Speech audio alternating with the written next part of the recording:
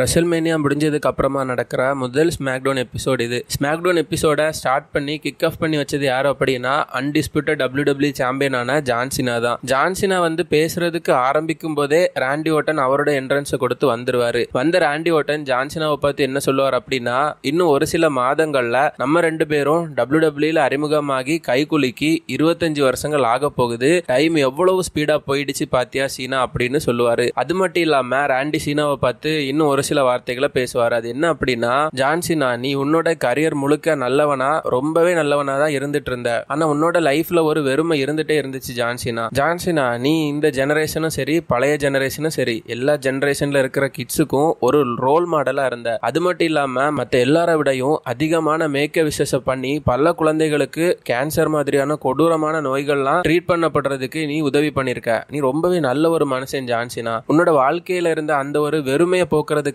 நீ ஒரு குழந்தையை பெற்றிருந்தா கரெக்டா இருந்திருக்கும். நீ மட்டும் ஒரு ஃபாதரா மாறி இருந்த அப்படின்னா கண்டிப்பா நீ இந்த மாதிரி இல்லாம நல்ல மாதிரி இருந்திருப்ப ஜான் சினா அப்படின்னு சொல்லுவாரு. இதை கேட்டு கடுப்பான ஜான் சினா, நீ என்ன பேரண்ட் ஷேமிங் பண்றியா ஓர்டன்? நான் எதனால தெரியுமா கடந்த 25 வருஷமா குழந்தையை பெத்துக்கல, ஏன்னா உங்க எல்லாரோட குழந்தையும் நான் தான் வளர்த்துட்டு இருந்தேன் அப்படின்னு பயங்கரமான ஒரு ப்ரோமோவை கட் பண்ணி விட்டுருவாரு. அதுக்கப்புறமா ஜான் சினா ரசிகர்கள் நடுவில் இருந்த ஒரு குழந்தைய பார்த்து பாயிண்ட் பண்ணி காமிச்சு, இங்க பாரு உன்னோட அப்பா ஒரு லூசர், அவங்க ஒரு தோத்தாங்கொல்லி அப்படின்னு சொல்லியிருப்பாரு. பதிலுக்கு அந்த பையன் ஜான் சினாவை பார்த்து பிளிப் பண்ணி விட்டுருப்பான். அதுக்கப்புறமா ஜான் சினா கொஞ்ச நேரத்துக்கு அங்க இருந்த ரசிகர்களை பார்த்து பயங்கரமான டிராஷ் டாக் பண்ணினாரு. இதையெல்லாம் கேட்டுட்டு இருந்த ராண்டி ஓட்டன் பொறுக்க முடியாம ஜான் சினாவை பார்த்து, சீனா நீ இந்த அளவுக்கு பெரிய ஆளா வரதுக்கு காரணமே இந்த ஃபேன்ஸ் தான். நீ WWE இருந்து ஹாலிவுட்டுக்கு போய் இப்ப பெரிய ஸ்டார் ஆயிருக்கலாம், ஆனா நீ WWE இருந்து ஹாலிவுட்டுக்கு போறதுக்கு காரணமே இந்த ஃபேன்ஸ் தான் அப்படிங்கிற மாதிரி சொல்லியிருப்பாரு. அது மட்டும் இல்லாம ஓர்டன் சீனாவை பார்த்து, சீனா நான் இந்த WWE ராஸ்டரோட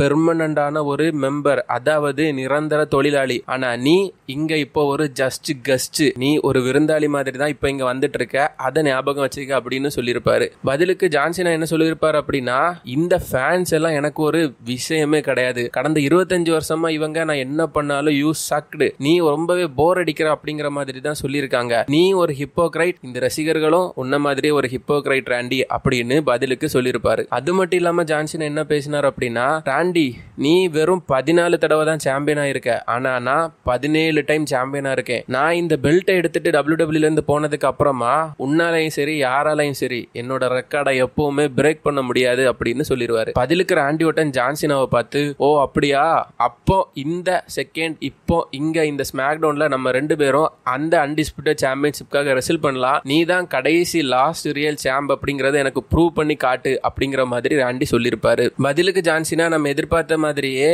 இல்ல ராண்டி, இங்க அந்த மேட்ச் நடக்கணும்னு அவசியம் இல்ல, நம்ம ரெண்டு பேரும் இதே அன்டிஸ்பியூட்டட் டைட்டிலுக்காக பேக்லாஷ் பேப்பர்வியூல ரெசல் பண்ணலாம் அப்படின்னு சொல்லிட்டு ராண்டி ஓட்டன் கண்ணை சைக்கிற நேரத்துல ராண்டிக்கு மேல அந்த பெல்ட் தூக்கி போட்டு ராண்டியை திசை திருப்பிட்டு மைக்கை வச்சு ராண்டி அட்டாக் பண்ணி அதுக்கப்புறமா ராண்டியை போட்டு பயங்கரமா ஸ்டாம்ப் பண்ணுவாரு. அதுக்கப்புறமா ஜான் சினா டைட்டில வச்சு ராண்டி அடிக்கலான்னு பாப்பாரு. ஆனா அந்த பெரிய புல்லட்டை டாச் பண்ண நம்ம ராண்டி ஓட்டன் ஒரு சூப்பரான ஆர்கேஓவை ஸ்ட்ரைக் பண்ணி அந்த ஸ்மாக்டவுன் எபிசோட தொடக்கி வச்சிருப்பாரு. ஸ்மாக்டவுன் எபிசோட ஸ்டார்டிங்லயே சீனாவை அடிச்சு போட்ட ராண்டி ஓட்டன் WWE அன்டிஸ்பியூட்டட் பெல்ட்டோட சூப்பரா ஒரு போஸை கொடுத்திருப்பாரு. சோ ஸ்மாக்டவுன் எபிசோட் ரொம்பவே சூப்பரா ஆரம்பிச்சது. மீதி ஸ்மாக்டவுன்ல என்னெல்லாம் நடந்துச்சு அப்படிங்கறதை நம்ம பாத்துக்கலாம் ஃப்ரெண்ட்ஸ். அதுக்கு முன்னாடி மறக்காம வீடியோவை ஒரு லைக் பண்ணி சப்போர்ட் பண்ணுங்க ஃப்ரெண்ட்ஸ். நீங்க இன்னும் நம்ம சேனலை சப்ஸ்கிரைப் பண்ண பார்த்துட்டு இருந்தீங்கன்னா மறக்காம சப்ஸ்கிரைப் பண்ணி பெல் ஐக்கானையும் கிளிக் பண்ணி வச்சுக்கோங்க. அடுத்த ஒரு செக்மெண்ட்ல ரெசல்மேனியால யுனைடெட் ஸ்டேட்ஸ் சாம்பியன்ஷிப்பை வின் பண்ணி WWE புதிய யுனைடெட் ஸ்டேட்ஸ் சாம்பியனா கிரவுன் பண்ணப்பட்டிருக்கிற ஜேக்கப் ஃபாட்டு சோலோ சிக்கோவா கூட இணைஞ்சு அவரோட என்ட்ரன்ஸை கொடுத்து வந்திருப்பாரு. அவங்க வந்ததும் சோலோ சிக்கோவா மைக்ல, ஜேக்கப் ஃபாட்டு இந்த டைட்டிலை வின் பண்றதுக்காக என்னோட ஃபேமிலிக்கு நான் ரொம்பவே நன்றி சொல்றேன் அப்படிங்கிற மாதிரி பூசி மொழிக்கு பேசுவாரு. அவர் பேசினது எப்படி இருந்துச்சுன்னா, ஜேக்கப் ஃபாட்டு டைட்டிலை வின் பண்றதுக்கு சோலோ சிக்கோவா தான் காரணம் அப்படிங்கிற மாதிரி இருந்துச்சு. இதை கேட்டு கொஞ்சம் டென்ஷனான ஜேக்கப் ஃபாட்டு மைக்கை வாங்கி மைக்ல என்ன பேசுவார் அப்படின்னா, நான் சத்தியம் பண்ண மாதிரியே இந்த யுனைடெட் ஸ்டேட்ஸ் சாம்பியன்ஷிப்பை வின் பண்ணி பிளட் லைனுக்கு கொண்டு வந்துட்டேன், எனக்கு பிளட் லைனோட ஹெல்ப்போ யாரோட ஹெல்ப்பும் தேவையில்லை, சோலோ சிக்கோவோட ஹெல்ப் தேவையில்லை அப்படின்னு, எனக்கு உங்க யாரோட ஹெல்ப்புமே தேவையில்லை, நான் தனியாவே எல்லா டைட்டிலும் வின் பண்ணுவேன் அப்படிங்கிற மாதிரி பேசியிருப்பாரு. அடுத்து ஃபார்மர் யுனைடெட் ஸ்டேட்ஸ் சாம்பியனான எல்ஏ நைட் வந்தாரு. வந்த எல்ஏ நைட் அவருக்கு ரீமேட்ச் ஆனும் அப்படின்னு கேட்டாரு. அவர் கேட்டுட்டு இருக்கும் போதே ட்ரூ மெக்கிண்டர் அவரோட என்ட்ரன்ஸை கொடுத்து வந்து எனக்கும் ஒரு டைட்டில் மேட்ச் வேணும் அப்படின்னு கேட்டிருப்பாரு. ட்ரூ மெக்கிண்டரும் எல்ஏ நைட்டும் கொஞ்ச நேரம் ஆர்கியூ பண்ணுவாங்க. கிட்டத்தட்ட ஒரு கைகலப்பும் நடக்க மாதிரி இருந்துச்சு. உடனே ஸ்மாக்டவுனோட ஜெனரல் மேனேஜரான நிக் ஆல்டிஸ் வருவாரு. வந்த நிக் ஆல்டிஸ் ட்ரூ மெக்கிண்டர் கிட்டையும் எல்ஏ நைட் கிட்டையும் கிட்டையும் நீங்க 2 பேரும் இன்னைக்கு நைட்டு ஸ்மாக்டவுன்ல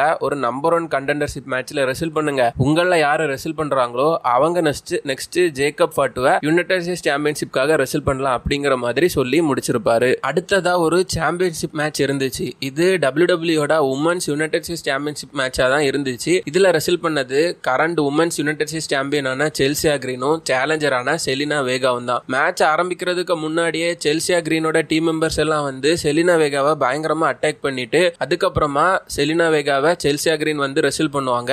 செல்சியா கிரீன் நினைச்சிட்டாங்க நம்ம இந்த மாதிரி எல்லாம் சீட் பண்ணி ஜெயிச்சிடலாம் அப்படின்னு. ஆனா செலினா வேகா ஒரே ஒரு கோட் ரெட் பினிஷரை மட்டும் போட்டு ஈஸியா வின் பண்ணி WWE புதிய உமன்ஸ் யுனைடெட் ஸ்டேட்ஸ் சாம்பியனா மாறிட்டாங்க.